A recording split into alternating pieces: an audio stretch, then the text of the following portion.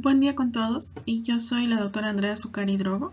Soy médico residente de la especialidad de enfermedades infecciosas y tropicales por la Universidad Nacional Mayor de San Marcos y actualmente me encuentro realizando la rotación de optimización de antimicrobianos en la unidad funcional PROA del Instituto Nacional de Salud del Niño de la sede Breña, ¿no? A cargo o bajo la tutoría del doctor Jorge Candela, ¿no? Y justamente por eso es que se me ha asignado y tengo el honor de presentarles esta ponencia de enfoque antimicrobiano para las infecciones intraabdominales, un enfoque justamente desde una unidad de PROA. Para esto recordemos, las infecciones dentro de la cavidad abdominal suelen surgir debido a la inflamación o a la alteración de, obviamente, del tracto gastrointestinal, ¿no? Pero también, y con menos frecuencia, pueden surgir del tracto ginecológico o del tracto urinario, ¿no? Por vía ascendente, por contigüidad. Las infecciones abdominales, a su vez, suelen ser polimicrobianas. Esto asociado a los diferentes tipos de microorganismos que habitan en la cavidad abdominal y provocan o pueden provocar potencialmente algunas complicaciones como abscesos intraabdominales, como diferentes tipos de peritonitis, ¿no? Y que esta a su vez puede ser generalizada, puede ser localizada, ¿no? En realidad puede haber una amplia gama de patologías que pueden estar presentes en la cavidad abdominal, ¿no? Y dentro de ellas igual una amplia gama de complicaciones infecciosas para las cuales tenemos que saber abordarlas y para enfocar un tratamiento tanto empírico como dirigido adecuado. Entonces, las infecciones intraabdominales van a ocurrir, puede ser por perforación o inflamación de la pared intestinal, a veces pueden llegar los microorganismos por vía hematógena, por inoculación directa o por extensión de procesos supurados contiguos, ¿no? Dando todos estos tipos diferentes de patogenia, a su vez una gama de presentaciones patológicas o clínicas, como por ejemplo los abscesos, ¿no? Que a su vez los podemos encontrar en la localización intraperitoneal o afectando directamente a vísceras abdominales o en localizaciones retroperitoneales, ¿no? Incluso afectando a músculos muy específicos como lo es el psoas presente justamente en esta cavidad, ¿no? Pero también podemos encontrar no infecciones localizadas tipo encapsuladas, sino infecciones que abarcan a toda la zona, las llamadas peritonitis, ¿no? Que a su vez también pueden ser de diferentes tipos. La primaria, que es básicamente de un enfoque médico al que se trata, aquí encontramos a la conocida peritonitis bacteriana espontánea, ¿no? También encontramos en este grupo a las asociadas a diálisis peritoneal, encontramos a la tuberculosa, ¿no? En cuanto a la peritonitis secundaria, esta se da por pérdida de la integridad del tubo gastrointestinal, pero también puede darse por perforación, ya sea por un accidente de forma traumática, por una complicación quirúrgica, espontánea incluso, ¿no? O por también una complicación isquémica. Y la terciaria dura más tiempo, se menciona que sería una peritonitis secundaria que suele persistir en el tiempo, que requiere tratamiento generalmente para microorganismos que suelen hacerse resistentes.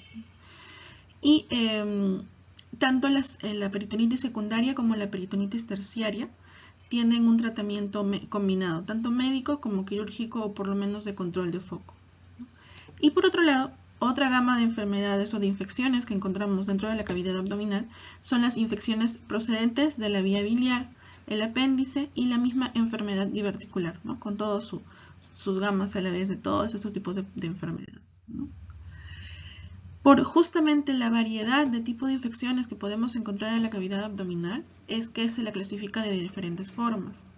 Por un lado, mediante su extensión, si llegan a ser complicadas o no complicadas, ¿no? Siendo las complicadas las que abarcan más allá de un órgano específico, ¿no? Que llegan a la cavidad peritoneal y pueden causar peritonitis difusa o localizada, ¿no? Ese es el ejemplo de los abscesos. Pero por otro lado podemos encontrar la clasificación por origen de adquisición, ya sea en la comunidad o en la asociada a cuidados de la salud, ¿no? Y bueno, siendo la asociada a cuidados de la salud, aquellos que tienen pacientes con factores de riesgo, ¿no? Y pacientes que pueden estar hospitalizados más de 48 horas en el ámbito hospitalario o que no necesariamente están hospitalizados, pero suelen acudir o usar los servicios de la salud por diferentes causas, por estos factores de riesgo. Por ejemplo, aquellos pacientes que necesitan procedimientos invasivos, aquellos pacientes que van para su hemodiálisis, para sus diálisis peritoneales, ¿no? Y por otro lado, según la gravedad, ¿no? Las infecciones intraabdominales pueden ser leves a moderadas o pueden ser graves. Y graves, llámese a estas infecciones cuando se asocian con una presentación clínica con sepsis o incluso con shock séptico, ¿no? Con características muy precisas como la clasificación de pH2 de más o igual a 15 puntos o un ácido láctico de más o igual a 2 milimoles por litro.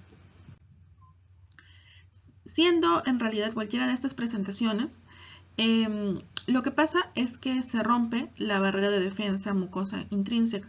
Eso hace que la flora intestinal normal se vaya a inocular en la cavidad abdominal, ¿no?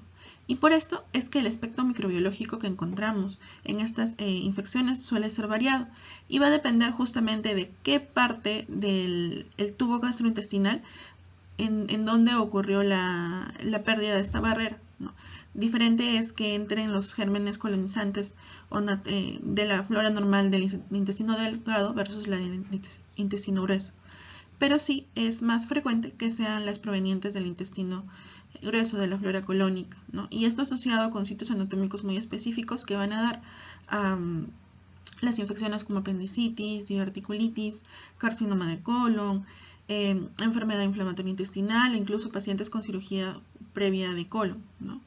Entonces, los microorganismos que vamos a encontrar más frecuentemente asociados a todas estas enfermedades van a ser los coliformes, donde encontramos a Escherichia coli, a Klebsiella, a Proteus o incluso a Enterobacter, ¿no?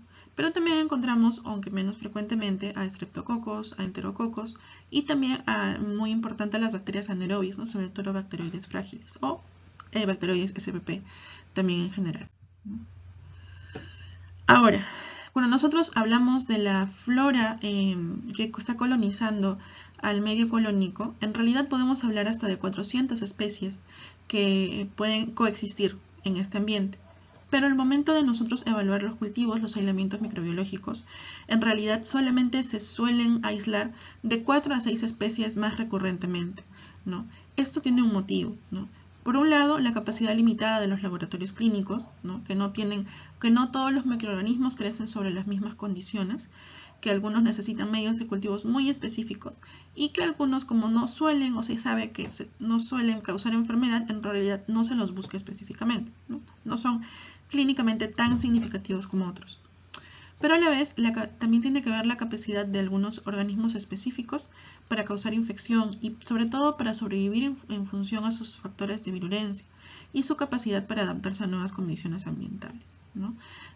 Bacteroides frágiles, por ejemplo, nuevamente mencionándolo, tiende a necesitar cantidades muy pequeñas de oxígeno para poder sobrevivir. Justamente por eso es que es tan importante a nivel de la cavidad intraabdominal, ¿no? Y bueno, precisiones como que por ejemplo los coliformes contribuyen a la sepsis temprana, mientras que los anaerobios tienden a estar implicados más en secuelas tardías como la misma formación de abscesos, ¿no? En series americanas vemos que en los aislamientos microbiológicos el microorganismo aerobio más frecuentemente aislado es Escherichia coli y dentro de los anaerobios Bacteroides frágiles o en sí las especies de bacteroides. Y en datos ya de Latinoamérica, por ejemplo, en esta revisión argentina del año 2023, vemos que igual se condice en los aislamientos microbiológicos, ¿no? Vemos que dentro de los bacilos gram negativos aerobios, el más frecuentemente aislado es la Escherichia coli, mientras que en cuanto a los anaerobios bacteroides frágiles, ¿no? Y cocos gram positivos tiende también a tener una presencia importante en esta serie, por lo menos, donde ponen que Enterococos está aislado también, pero sí haciendo las precisiones, como lo vamos a ver más adelante, que hay algunos microorganismos que tienden a estar presentes solo en ciertos tipos de pacientes o pacientes con ciertos tipos de factores de riesgo, ¿no? Que nos va a hacer justamente esto dirigir la terapia antimicrobiana, ¿no? Ya en cuanto a la población pediátrica, vemos este artículo también de Argentina, donde evaluaron los casos de infecciones intraabdominales.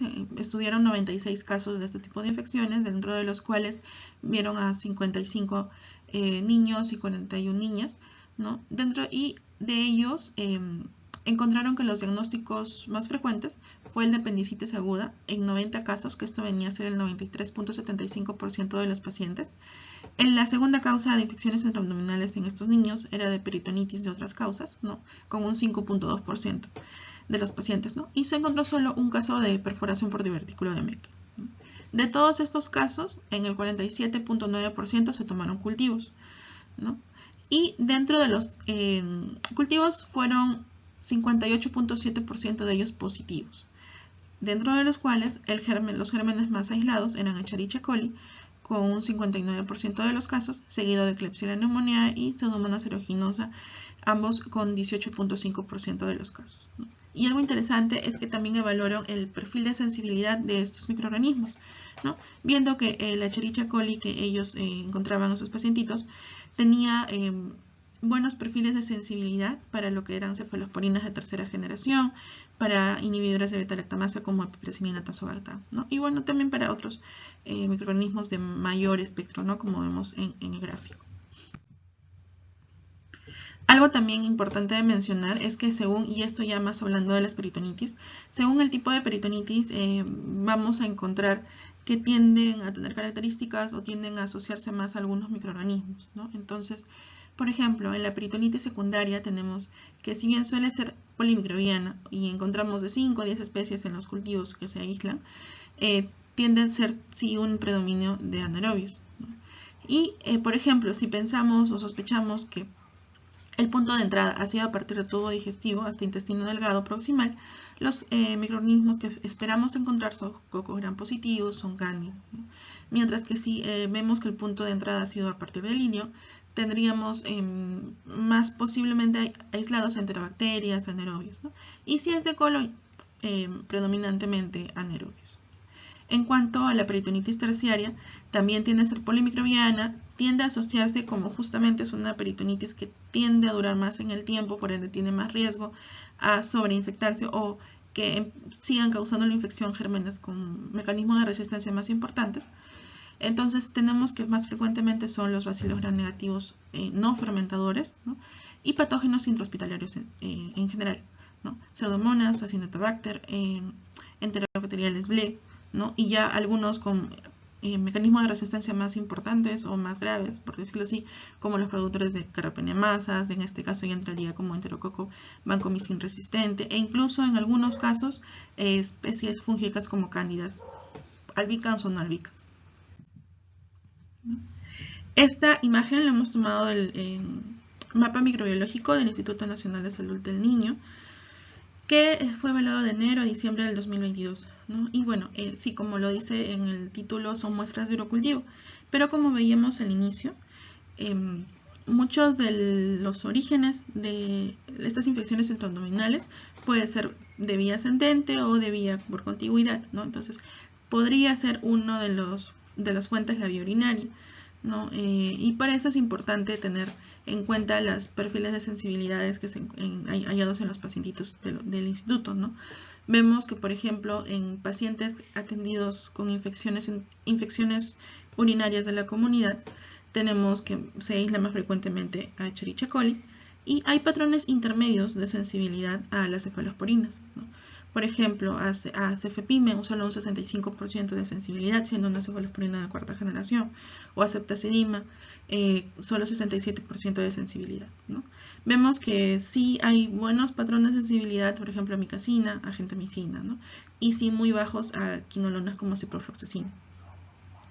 Mientras que en los gérmenes de pacientes hospitalizados con infecciones urinarias, en este caso, igual Escherichia coli es el más frecuentemente aislado y tiene patrones de sensibilidad bastante bajos para las cefalosporinas de tercera o cuarta generación, como lo vemos en el cuadro.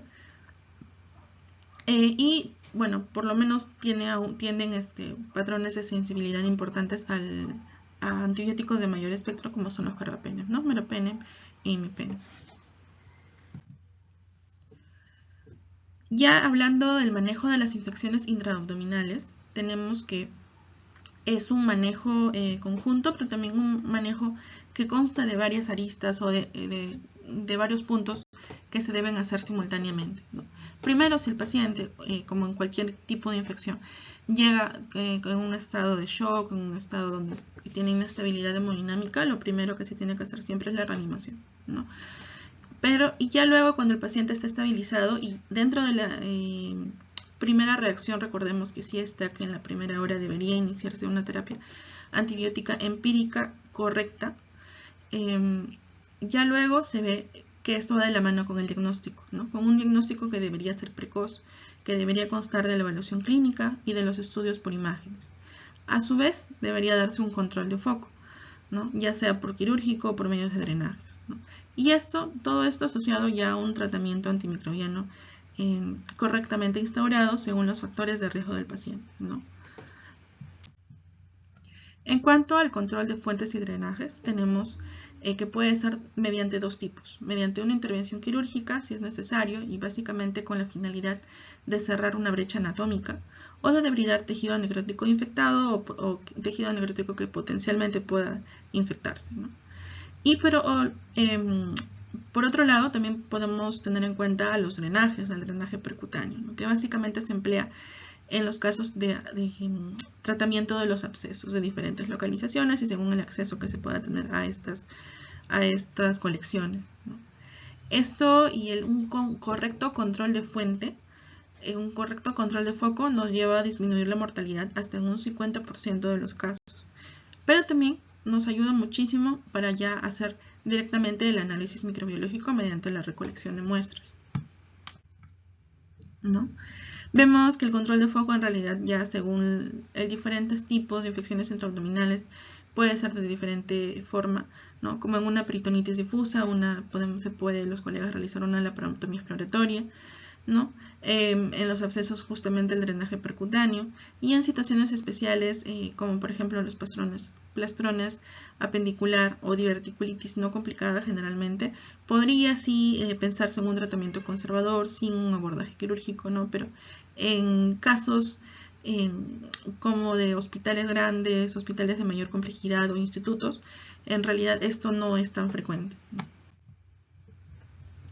Una vez que se tiene acceso a las muestras, lo ideal es tener siempre muestra suficiente para poder realizar los diferentes tipos de cultivo, pero también la tinción de Gram, no nos olvidemos de ella, es bastante importante, nos puede dar luces de forma muy temprana para poder empezar a dirigir más aún nuestra terapia antibiótica, ¿no? Y luego pensar en los cultivos solicitando que se lleven a cabo para gérmenes aerobios y gérmenes anaerobios.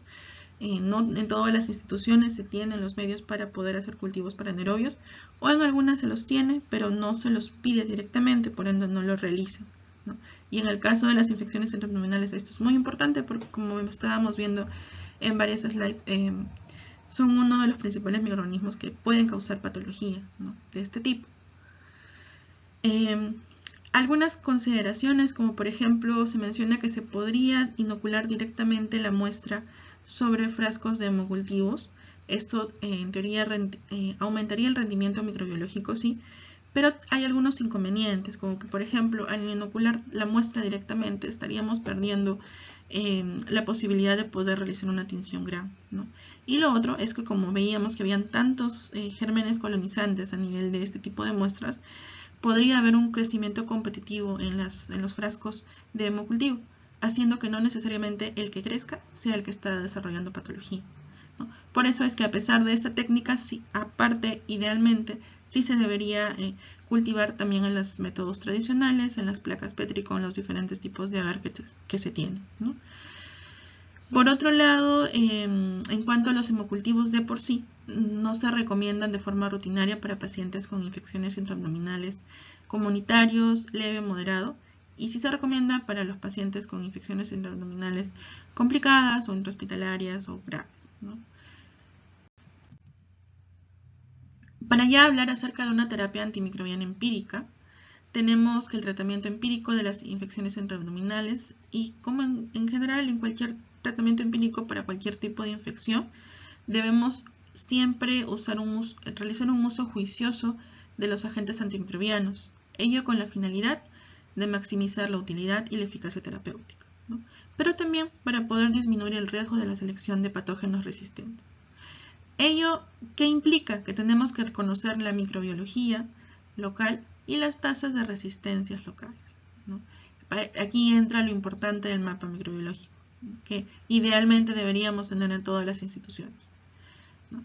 Y ya hablando de las infecciones intraabdominales de por sí, la terapia antimicrobiana empírica debería cubrir o abarcar actividad antimicrobiana contra enterobacterias, contra anaerobios, contra streptococcus, ¿no? Y dentro de los anaerobios principalmente para bacteroides frágiles. Para nosotros hablar también de la terapia antimicrobiana empírica, tenemos que tener en cuenta varios factores, ¿no? Por un lado, cómo se nos está presentando el paciente, si es un paciente grave, inestable hemodinámicamente, ¿no?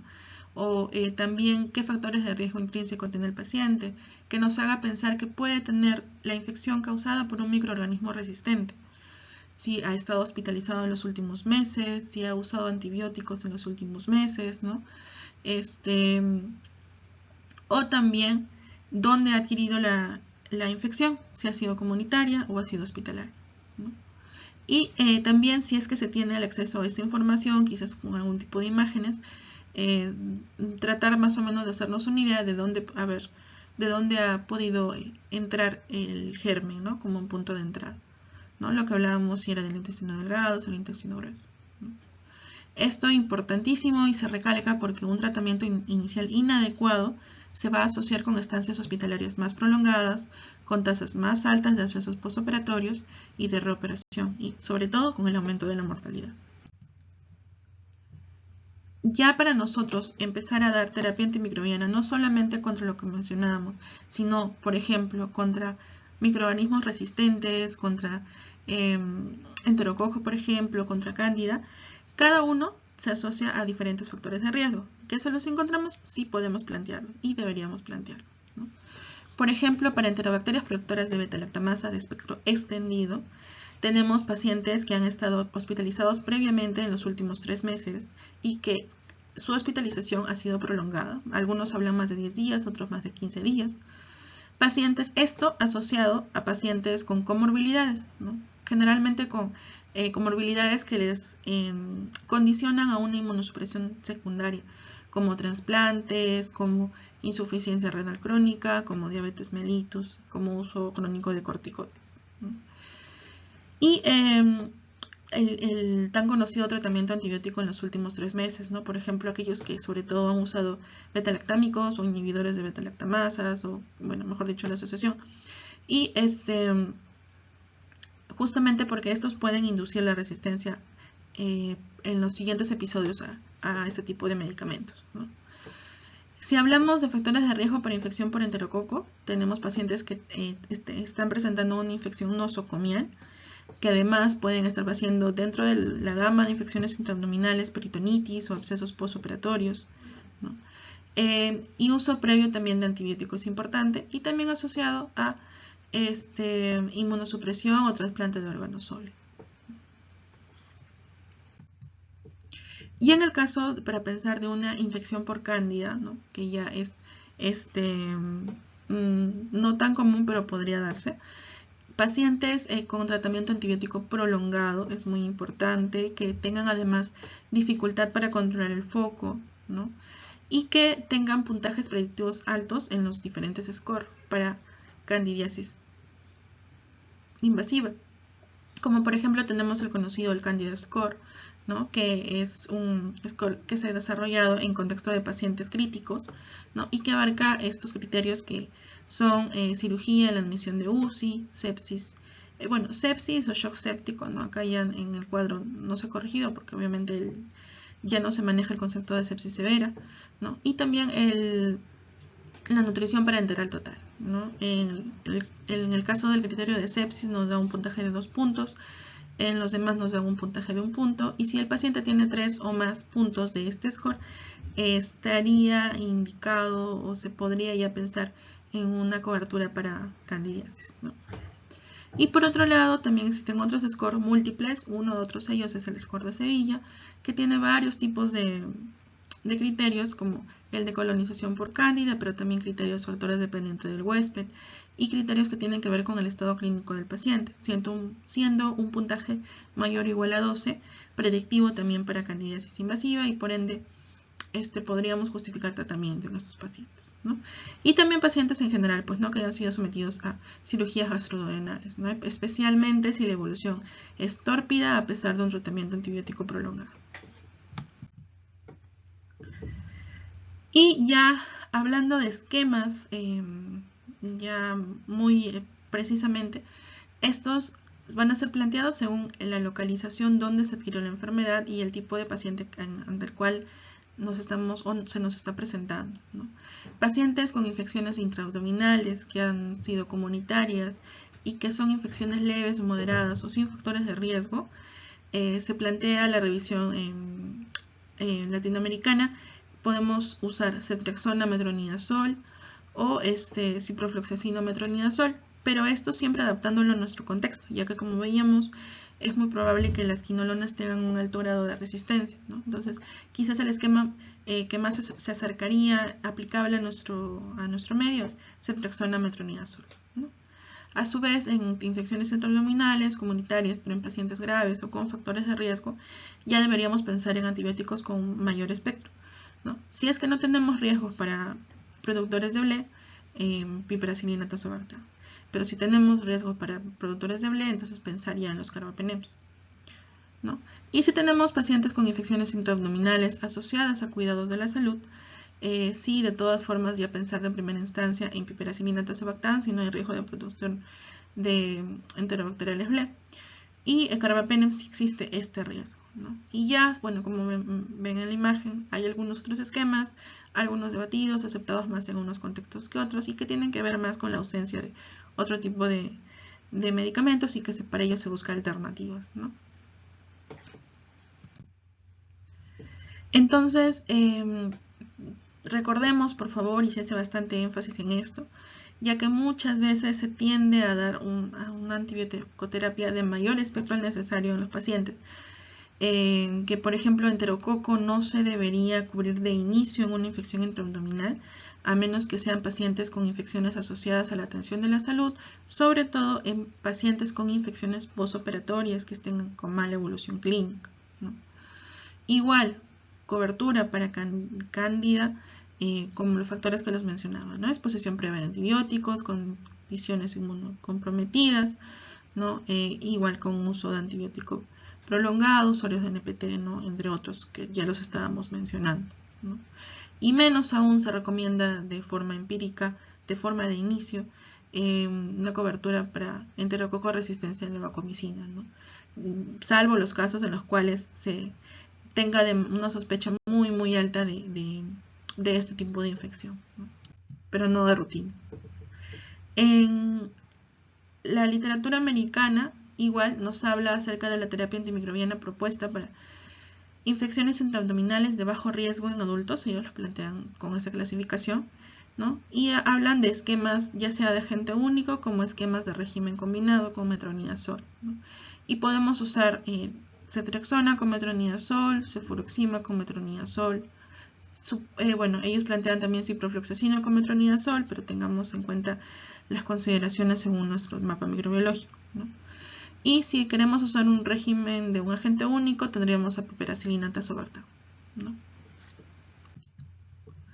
En cuanto a las de alto riesgo, ya así de primera instancia, podríamos usar carbapenems, ¿no? Como imipenem, como meropenem, ¿no?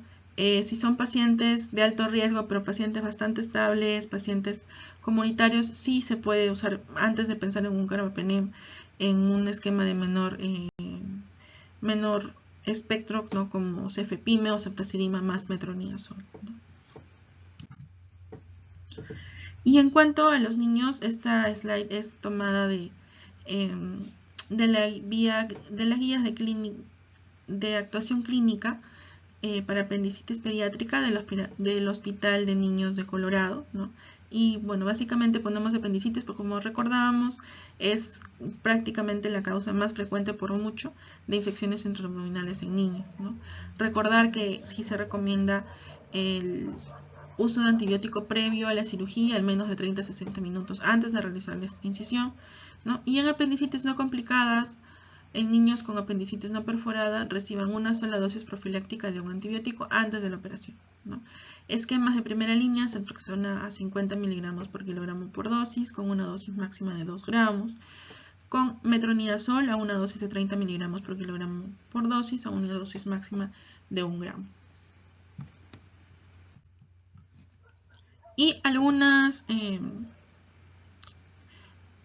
planteamientos para poder dar terapia antimicrobiana en el caso de apendicitis aguda no complicada, sin tratamiento quirúrgico. Se plantean, tiene sus defensores, sus detractores, y tienen obviamente ventajas y desventajas, ¿no? Ventajas que obviamente va a evitar la cirugía, y si es exitoso el manejo, va de todas formas disminuir el tiempo de inhabilidad o de incapacidad del pacientito, ¿no? A un aproximado 4 días menos que va a estar incapacitado el paciente. Pero en desventajas, que aproximadamente 10 a 18% tienen fallas tempranas dentro de los 14 primeros días de presentación, que incluso 13 a 33% tienen recurrencia al año, ¿no? Porque obviamente el apéndice sigue ahí, ¿no? Y puede haber una recurrencia de hasta el 39% en los 5 años, ¿no? Entonces es bastante discutido. Pero si se planteara y se decidiera tomar este enfoque, se podrían usar esquemas como piperacilina tazobactam a dosis de 100 miligramos por kilogramo por dosis, con una dosis máxima de 3 gramos del componente de piperacilina, ¿no? Este medicamento cada 8 horas, ¿no? O también se podría usar ceftriaxona a dosis de 50 miligramos por kilogramo, con una dosis máxima de 2 gramos, una vez al día, asociado a metronidazol, con una dosis de 10 miligramos por kilogramo por dosis, ¿no? Cada 8 horas también. Y luego, más o menos, se podría descalar si es que vemos que en los primeros 48 72 horas hay una mejoría clínica notable. Ya luego se puede descalar a vía oral con amoxicilina clavulánico, ¿no? Y hasta completar 7 a 10 días de tratamiento antibiótico, sumando también el tratamiento antibiótico endovenoso que recibió al inicio. En casos de apendicitis complicada, vemos que también todos los pacientes deben recibir antibióticos preoperatorios, ¿no? Generalmente se usa piperacilina tazobactam cuando se sospecha de gangrena o de perforación antes de la operación, pero se podría usar esquemas alternativos como ceftriaxona de metronidazol o ciprofloxacino metronidazol, depende del contexto del paciente, ¿no? Se debe iniciar sí o sí por lo menos 30 a 60 minutos antes de la operación. Y en el posoperatorio se debe evaluar hasta que el paciente tolere una dieta regular, no tenga fiebre.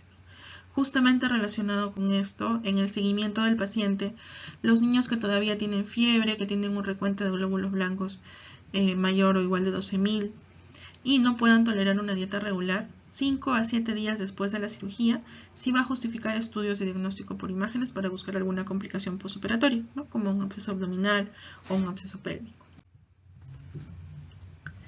En cuanto al tratamiento antibiótico de infecciones intraabdominales ya asociadas a la salud, ¿no? Se busca cubrir estreptococo, enterococo, enterobacterias resistentes a cefalosporinas, e idealmente cubrir Pseudomonas aeruginosa y también anaerobe, ¿no? Con esquemas propuestos con cefepima o con ceftazidima más metronidazol, y en algunos casos, cuando se sospeche de cobertura de ampicilina para enterococo o cobertura de vancomicina, ¿no? Para enterococo resistente a vancomicina o para MRSA, ¿no? Pero en pacientes muy específicos, no de primera instancia, ¿no? Algo que se condice también con las propuestas latinoamericanas, ¿no? Como vemos en el gráfico, similar al anterior. Si el paciente está en riesgo de una infección con un organismo productor de BLE, se debe elegir un carbapenema, ¿no? Pacientes sobre todo críticos, pacientes chocados, ¿no? Ya que si bien en el patrón microbiológico para reconocer a una BLE, la sensibilidad sale sensible al inhibidor de beta-lactamasa. Los estudios han demostrado que en pacientes críticos en realidad está asociado a mayor mortalidad, ¿no? Por lo que deberías usarse en estos casos, en pacientes críticos, sí, de un carbapenem. Ahí sí está justificado, ¿no? Y si ya pensamos en pacientes que tengan riesgo de hacer estas infecciones, pero por bacterias gram negativas altamente resistentes, ¿no? Estamos hablando a bacterias ya resistentes a carbapenems, ¿no? Entonces sí deberíamos ya pensar en dar cobertura de otros antimicrobianos con mayor espectro, ¿no? Pero esto siempre de la mano y con la consulta al experto en enfermedades infecciosas, ¿no? Estamos hablando de ceftolozano tazobactam, de ceftazidime avibactam, ¿no? Otros incluso nuevos, ¿no? También importante en pacientes críticos ver lo que es los tipos de dosificación, ¿no? Básicamente las infusiones prolongadas, en el caso de ciertos carbapenems como meropenem, ¿no? Que se da infusión prolongada en 3 horas, no más, relacionado esto con la estabilidad del antibiótico, ¿no? Y ya coberturas antibióticas muy específicas de la mano con la especialidad de enfermedades infecciosas y tropicales, ¿no? Por ejemplo, si hablamos de enterococos resistentes a vancomicina, pues linezolid es una opción, si tuviéramos idealmente daptomicina, ¿no? Si pensáramos en pseudomonas resistentes a múltiples fármacos, pero no por un mecanismo enzimático, o sea, no productora de KPC ni de MBL, entonces podríamos como opción usar colistina o también el ceftolozano tazobactam, ¿no? Ya si pensáramos en enterobacterias productoras de carbapenemasas, ¿no? Como productora de KPC, la opción sería ceftazidime avibactam. Y en las metalobeta-lactamasas la opción sería ceftazidime avibactam más astronam, ¿no? Y también pues con la asociación de metronidazol por la cobertura de anaerobios, ¿no? Entonces, ya hablando de los factores de riesgo que justifican una amplia cobertura antimicrobiana empírica para infecciones intraabdominales, esta va a estar asociada a algunos factores de riesgo, ¿no? Como que tienen que ver con la mortalidad, ¿no? Edad de mayor de 70 años, que hayan comorbilidades médicas importantes como enfermedad renal o hepática, malignidades, desnutrición crónica, ¿no? Que tengan condiciones inmunodepresoras, que haya alta gravedad de la enfermedad, ¿no? Y los otros factores son los asociados a la misma infección por bacterias resistentes a antibióticos, ¿no? Por todos los motivos que ya hemos comentado, que tengan, o se sospecha que tengan infecciones por bacterias resistentes. Ya para ir terminando, en cuanto a la duración del tratamiento antimicrobiano, vemos que esta puede ser bastante variable. Lo ideal pues es que se dé el control de foco de inicio, ¿no? Ni bien se recibe el paciente en las primeras 24 o 48 horas. Entonces también ahí se puede hablar de una terapia antimicrobiana idealmente corta, ¿no? Por ejemplo, en pacientes con apendicitis o colecistitis que no se tiene evidencia de gangrena, que no tienen perforación o no tienen abscesos, en los cuales se ha llevado una cirugía precoz y efectiva, es decir, que tienen un adecuado control de foco, la terapia antimicrobiana no debería ser más de 48 horas después de haber realizado la cirugía, ¿no? Pero en promedio, en estas infecciones intraabdominales, cuando tienden a tener algún grado de complicación, se habla de terapias antimicrobianas de 4 a 7 días, ¿no? Con un promedio de 5 días. Esto es cuando tienen un control adecuado de foco, ¿no? Pero en algunas situaciones sí se necesita prolongar el tratamiento aún más, de 8 a 10 días o incluso más, cuando hay un control del foco subóptimo, ¿no? Pacientes con pancreatitis que posteriormente se pueden sobreinfectar, abscesos hepáticos, con cirugía de control de daños, ¿no? Etcétera, ¿no? Casos ya más delicados. Pacientes con apendicitis no complicadas, tratadas sin cirugía, se recomienda 10 días de antibióticos. Y en los casos de drenajes percutáneos, hasta que la colección se encuentre efectivamente drenada, ¿no? Se evalúa básicamente en cada caso, ¿no?